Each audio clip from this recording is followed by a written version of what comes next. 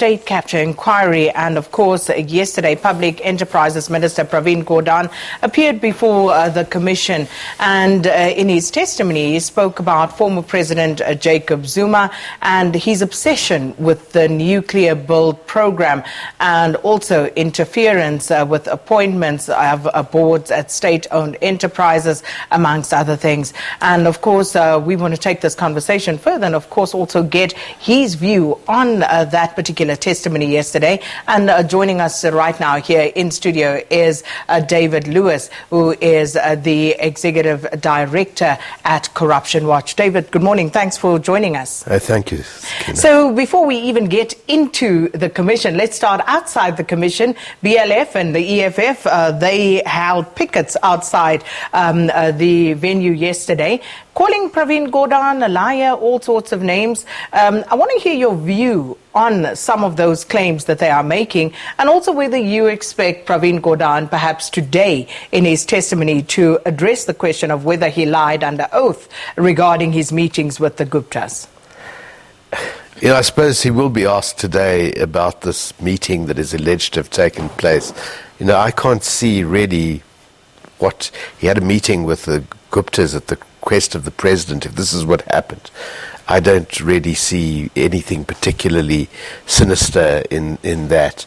And when you put it together with the other allegations that have been made against him now and in the past, that he owns bank shares, or that I see they're even contesting whether he influenced the selection of the choice of venue of the hearings. I mean, I think it's ridiculous, and I think South Africa would be much better served if they were protesting against the continued deployment of the likes of Batabile Dlamini and Nomvula Mokonyane in the cabinet, rather than tilting themselves at somebody who I think the public widely construes as a key face, public opposition to corruption, and also one who they should think about. Zuma's experience is not exactly a pushover, so I don't know what they're doing unless they have something to fear from him closing the taps in the state-owned enterprises. So it's a real mystery to me. I suppose it goes along with saying that you repeat some ridiculous allegation loudly enough. It's maybe the Trump style of politics. Eventually you'll have enough people willing to believe it, no matter how outlandish it is, but it's not an appealing form of politics. Your perspective is a very interesting one, citing the example of a Batabile Dlamini, for example. Why should Batabile Dlamini be treated any differently from Pravin Gordhan when it comes to a quest for the truth? Well, because, her performance in her cabinet position is well known. His performance in his cabinet position is well known as well. And if you are wanting to, for South Africa's sake, to remove anybody from the cabinet, who would you choose to remove? The person who destroyed SASA, the person who destroyed the Department of Water Affairs, or somebody who stood up against corruption, performed what by any account a competent job at the Treasury and in every other position, and at SARS and in every other position. He was a real thorn in the flesh, and I think what's clear remains a real thorn in the flesh for those perpetrators of state capture and those who benefited from the corruption of the Zuma era, like Batabile Dlamini. Let's assume for a moment that your assertion is a correct one. Would that then mean that we would forgive any transgression that a Pravin Gordhan may then have made during his period as a cabinet minister, if that existed? No, I don't think it would. But I think there has to be a sort of degree of proportionality here. As you say, I'm sure he's going to be asked about this apparent one meeting that he had with the Guptas that he claims he forgot about, and that nothing ever came of it. It wouldn't bother me personally that he had a meeting or that he'd forgotten that he'd had the meeting.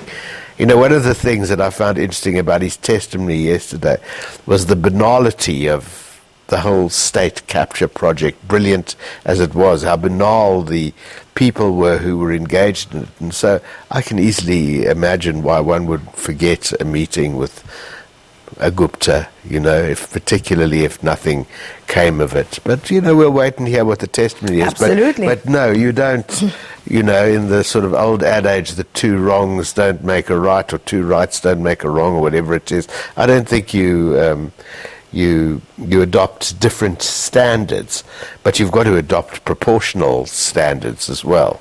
So many people already drawing parallels between the testimony by Pravin Gordhan and that of Nhlanhla Nene, talking about, you know, the nuclear deal and putting that in the spotlight. But also, if it were to emerge, hypothetically speaking again, that Pravin Gordhan had more than one meeting with the Gupta family, would that bother you at all? Let's see what the meetings were about and what he says. You know, I don't believe that, you know, Nhlanhla Nene's sin was telling an untruth. You know, there wasn't only one meeting, there were a range of meetings, and, you know, we still don't really know what the content of those meetings were. It doesn't seem that that's the case with Pravin, but let's hear.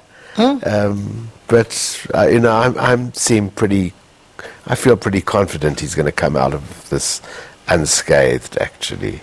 So let's talk about this nuclear deal. And again, it's been placed front and center. Again, we told that this was something that former President Jacob Zuma was, you know, quite forceful about.